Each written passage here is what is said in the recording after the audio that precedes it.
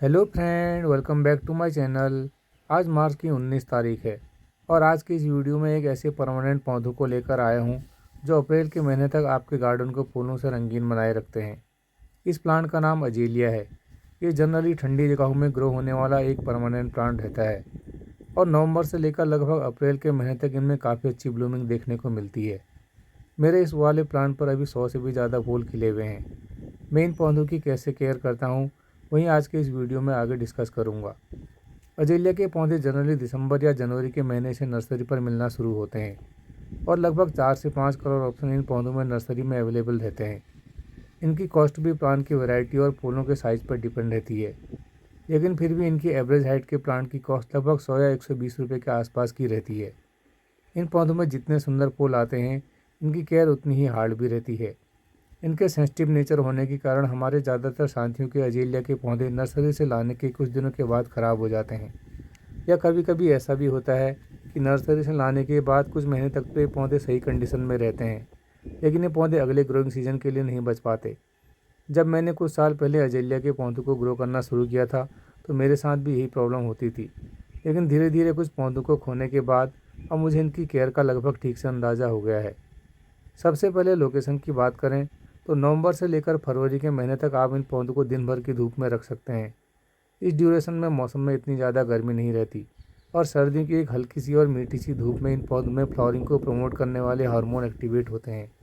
अगर आपने इनको सर्दियों में भी किसी छायादार जगह पर रख दिया तो ये पौधे फिर फ्लावरिंग नहीं करते, क्योंकि कोई भी पौधा सर्दियों का हो या गर्मियों का, जब तक पौधों को एक प्रॉपर टेम्परेचर नहीं मिल पाता तब तक इनमें फूल नहीं खिलते। अजेलिया के पौधे लगभग दिसंबर या जनवरी के महीने में दार्जिलिंग जैसी ठंडी जगहों से अलग अलग नर्सरी में भेजे जाते हैं, जहाँ पर नर्सरी वाले इन पौधों को एक साथ ग्रुप में रख देते हैं। नर्सरी पर पौधों को एक साथ रखने से पौधों में एक तरह की ह्यूमिडिटी मेंटेन रहती है, जिस कारण इनमें फूल जल्दी आते हैं। इसलिए अजेलिया के पौधों को जब भी आप नर्सरी से लेकर आएँ तो इनको अपने गार्डन के और पौधों के बीच में रख दें, जिससे प्लांट के आसपास एक नर्सरी जैसा क्लाइमेट बना रहे। नर्सरी से लाकर तुरंत नए गमले में रिपोर्ट करने से इन पौधों के खराब होने के चांसेस ज़्यादा हो जाते हैं। नर्सरी से लाने के बाद आप इनको इनकी नर्सरी वाली सॉइल को बिना डिस्टर्ब किए एक छोटे गमले में शिफ्ट कर दें। ये पौधे लगभग 3 या 4 इंच के नर्सरी वाले पैकेट में लगे हुए मिलते हैं और ये लीफ कंपोस्ट यानी कि पत्तियों की खाद में लगे रहते हैं। इनको किसी बड़े गमले में रिपोर्ट करने के बजाय आप एक 6 इंच के गमलों में रिपोर्ट करें, क्योंकि छोटे प्लांट को बड़े गमले में लगाने से पौधे वाटर लॉगिंग के कारण बहुत जल्दी ख़राब होते हैं।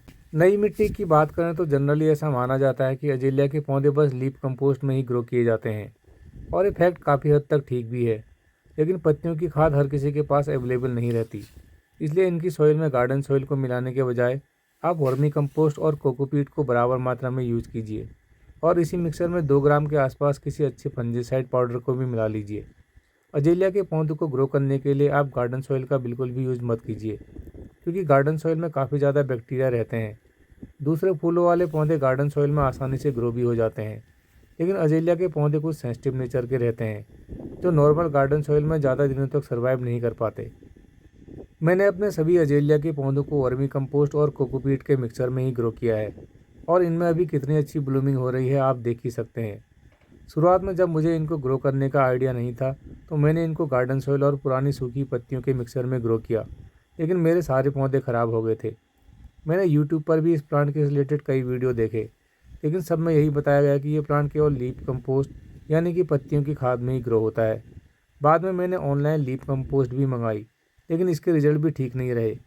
फाइनली लास्ट ईयर जब मैंने इनको कोकोपीट और वर्मी कंपोस्ट के मिक्सर में ग्रो किया, तब से लेकर अभी तक मेरे पौधों में किसी तरह की कोई भी प्रॉब्लम सामने नहीं आई है। हालांकि अभी भी इस साल सभी पौधों में फ्लावरिंग नहीं हुई है, लेकिन मेरे सभी पौधे हेल्दी हैं। मैं जनरली कोकोपीट का यूज़ कम ही पौधों को ग्रो करने में करता हूँ, क्योंकि कोकोपीट सॉइल में मॉइस्चर को होल्ड करती है, लेकिन अजेलिया के पौधों की जड़ें फाइब्रस होती हैं जो काफ़ी धीमी स्पीड से ग्रो होती हैं और इस तरह की नाजुक जड़ें कोकोपीट में अच्छी तरह ग्रो हो जाती हैं, जिससे पौधों में पत्तियां हरी रहने के साथ साथ फ्लावरिंग भी सही समय पर हो जाती है। बाकी जो दूसरा फर्टिलाइज़र मैंने अपने इन पौधों पर यूज़ किया था वो है बोन मील। बोन मील एक तरह का ऑर्गेनिक फर्टिलाइज़र है जिसको हड्डियों को कंप्रेस करके बनाया जाता है। बोन मील में कैल्शियम, मैग्नीशियम और फास्फोरस जैसे इंपॉर्टेंट न्यूट्रिएंट्स होते हैं जो फ्लावरिंग को तो प्रमोट करते ही हैं, साथ ही इसके इफेक्ट से जो भी फूल पौधों पर खिले रहते हैं वो ज़्यादा समय तक प्लांट पर फ्रेश कंडीशन में बने रहते हैं। ये फूल लगभग फरवरी की एंड से अभी तक ऐसे ही खिले हुए हैं और अभी भी इन पर नई नई कलियां बनने में है। अजेलिया के पौधों को आजकल की बारिश से भी ज़्यादा फर्क नहीं पड़ता, क्योंकि ये पौधे ठंडी क्लाइमेट के पौधे हैं जिनको इस मौसम की बारिश काफ़ी पसंद रहती है। बस इस बात का ध्यान रखें कि आप जिन भी गमलों में इनको ग्रो कर रहे हैं उनमें ड्रेनेज होल ज़्यादा से ज़्यादा रहें। अगर गमला मिट्टी का है तो एक ड्रेनेज होल भी सफिशिएंट है, लेकिन अगर प्लास्टिक के गमले हैं तो आप उनमें ज़्यादा से ज़्यादा ड्रेनेज होल कर लें, क्योंकि मिट्टी के गमलों में से पानी का इवेपोरेशन आसानी से हो जाता है, लेकिन प्लास्टिक के गमलों में से पानी धीमी स्पीड से इवेपोरेट होता है। इसलिए प्लास्टिक पॉट में ज़्यादा ड्रेनेज होल की ज़रूरत रहती है। जब भी कभी तेज़ बारिश हो तो बारिश के रुकने के बाद इन पौधों में किसी अच्छे फंजीसाइड का स्प्रे कर दें। साथ ही इनके फ्लावरिंग पीरियड को कुछ दिन और बढ़ाने के लिए अभी आप इनको कम धूप वाली जगह में शिफ्ट कर दें। इससे फूल भी ज़्यादा समय के लिए फ्रेश बने रहेंगे और नई कलियों को खिलने में भी ज़्यादा समय लगेगा। तो फ्रेंड, ये था अजेलिया की प्लांट की केयर से रिलेटेड आज का वीडियो। मैंने पूरी कोशिश की है कि कम समय में इस प्लांट से रिलेटेड सभी ज़रूरी इन्फॉर्मेशन आप तक पहुंचा दूं। फिर भी अगर कोई इन्फॉर्मेशन छूट गई हो तो कमेंट करके बताइएगा। जो साथी रेगुलरली मेरे वीडियो देखते हैं उन्होंने नोटिस किया होगा कि मैं किसी भी वीडियो में आपसे ये नहीं कहता कि आप मेरे चैनल को सब्सक्राइब कर लें या शेयर करें, लेकिन मैं चाहता हूँ कि आप इस वीडियो को अपने साथियों के साथ ज़रूर शेयर करें, जिससे किसी के भी अजेलिया के पौधे ख़राब ना हो। और फ्रेंड, वीडियो बनाने का फ़ायदा भी तभी है जब इससे किसी साथी की कुछ हेल्प हो। अभी के वीडियो को यहीं एंड करते हैं, फिर मिलते हैं किसी नई वीडियो में किसी नए टॉपिक के साथ। तब तक देखते रहिए gardening with RPJ. Thanks and happy gardening.